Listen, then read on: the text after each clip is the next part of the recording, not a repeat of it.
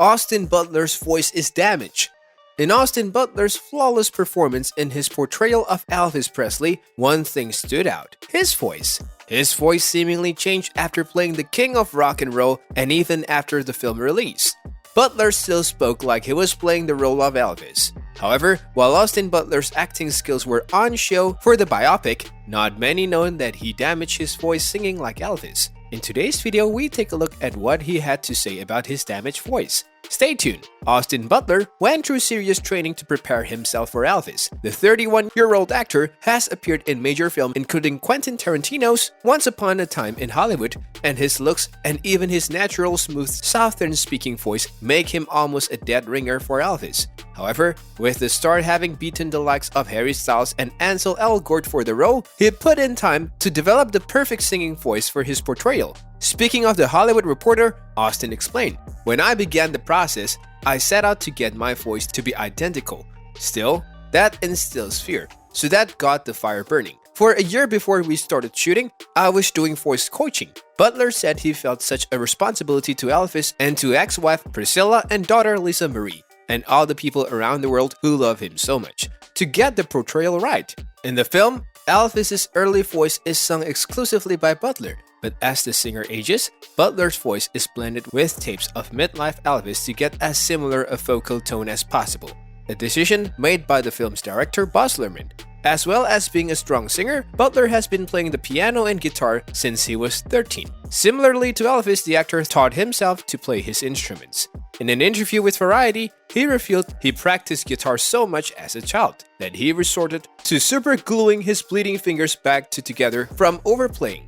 Butler had a chance to show off his musical senses on screen when he guest starred on the NBC comedy Are You There, Chelsea? As a band lead singer who was the title character of the show's love interest in the episode 3. Although he's played on a major television network and had 17 years of practice behind him, the singer still expressed nerves when he had to record his music for Elvis. Butler revealed in his Variety interview that he struggled at first getting up on a stage to film in front of around 600 extras in a bedazzled jumpsuit trying to embody the king of rock and roll. Butler explained, "I learned that Elvis was very shy as a kid, and he would ask people to turn around when he played the guitar and turn off the lights in the room. And I thought, that's how I feel now, but he overcame that." And so did Butler. However, that singing practice to master Elvis's voice came at a price. Butler revealed he damaged his voice so bad that he was forced to rest it for days after attempting a little-known Elvis Presley song. He also revealed that while he felt deeply connected to the singer, he admitted he was not always up to the same standards as the incredible singer.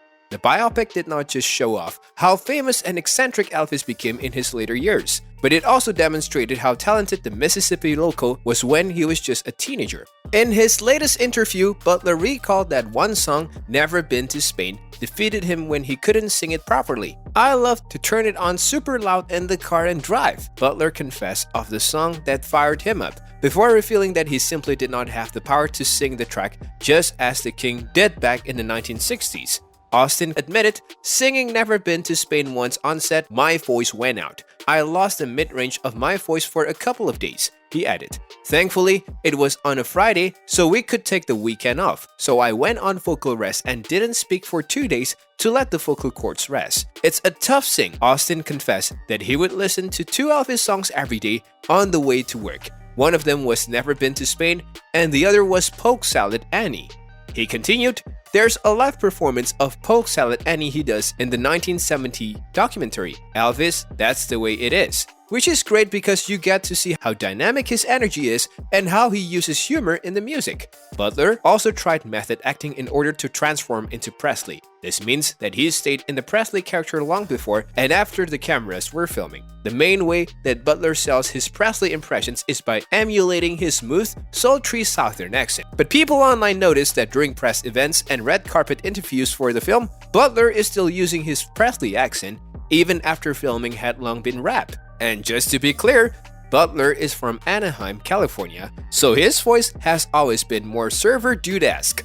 Netizens ended up having a field day with comments about how pretentious and strange Butler sounded. Well, we now know that it was tough for Butler.